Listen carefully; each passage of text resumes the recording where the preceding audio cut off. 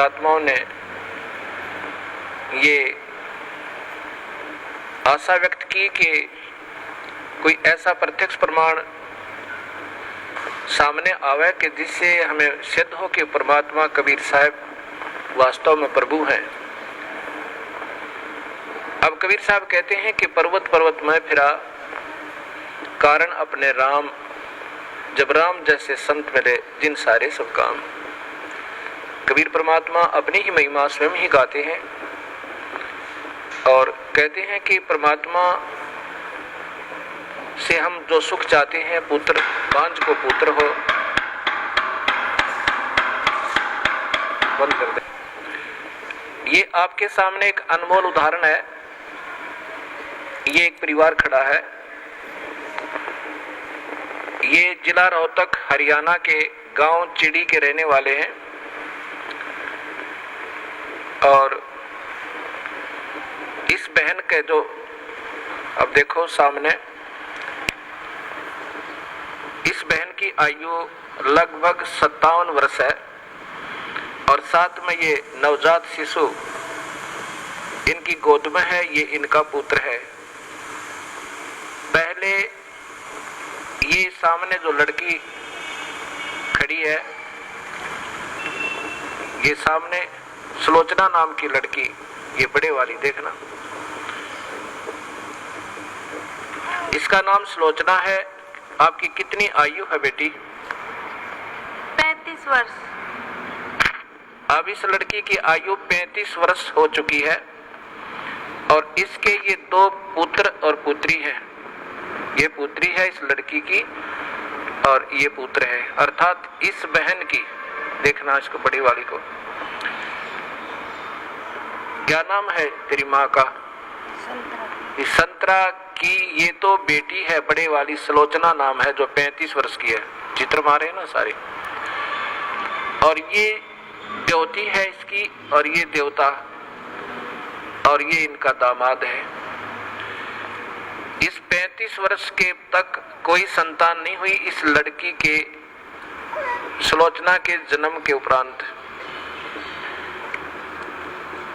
अब इस बहन ने एक अपनी बहन का पुत्र भी गोद लिया।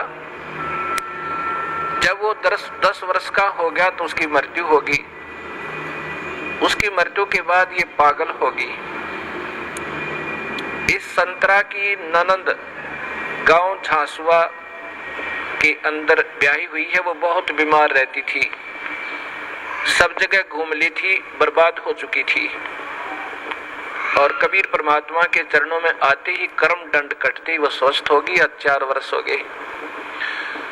तब वो अपनी बीमारी का इलाज हो जाने के बाद उसने फिर अपनी इस भाभी से प्रार्थना की जिसका संतान नहीं थी, एक पुत्री होने के बाद। ये जो सामने आपने चित्र में पुत्र को लिए हुए दिखाई दे रही है। फिर इधर लो, उसने जाकर के अपनी भाभी से, संतरा से प्रार्थना की कि आप यहाँ नाम ले लो। ये पागल हो चुकी थी, ऐसे इसका इलाज भी करवाया गया कि ये पागल हो चुकी है, मेडिकल आदि में ले जाकर। तब इसने प्रार्थना की कि आप हमारे गुरुदेव इस दास का नाम बताया, वहां चलो, उनसे उपदेश लो। कबीर परमात्मा की रजा से आपकी ये सुनी गोद भी भरी जा सके है। अब 57 वर्ष की आयु में, और ये अनमोल कहानी करना कोई बच्चों का खेल नहीं है। ये पूर्ण परमात्मा कबीर साहब की समर्थता का प्रत्यक्ष प्रमाण है। ये नहीं मानी कि अब नहीं हो सकता कुछ भी। तब उसने बहुत प्रार्थना की, इसको कह सुन करके यहाँ ले आए इस आश्रम करौथा में। नाम लिया। नाम लेते ही परमात्मा कबीर परमेश्वर ने अनहोनी की। ये बांझ को पुत्र दे, कोढ़ी को काया दे, वो प्रभु कहलाता है। ये गर्भ रहा, ये बच्चा परमात्मा ने भेजा अपनी कृपा से। फिर भी इनके मन में शंका पैदा कर दी इन मूर्ख मार्गदर्शकों ने, क्योंकि ये तो बेचारी सौदी में थी नहीं, पागल हो चुकी थी। कहा कि तुम्हारे देवता प्रसन्न होंगे ये तो ऐसे होना ही था। ये 35 वर्ष तक देवता कहाँ जा रहे थे इनके? यही ये मूर्ख जो मार्गदर्शक कि कहीं तुम्हारी प्रभुता और तुम्हारे ये रोजी रोटी समाप्त ना हो जाए, फिर भी गुमराह करने की चेष्टा की। इनके दिल से यहाँ की आस्था हट गई और फिर अपनी उन्हीं देवी देवताओं के चक्कर में पड़ गई। ये लड़का 14 महीने तक माँ के गर्भ से बाहर नहीं आया। सब डॉक्टर पच लिए कि ये लड़का शायद खत्म भी हो जा बालक।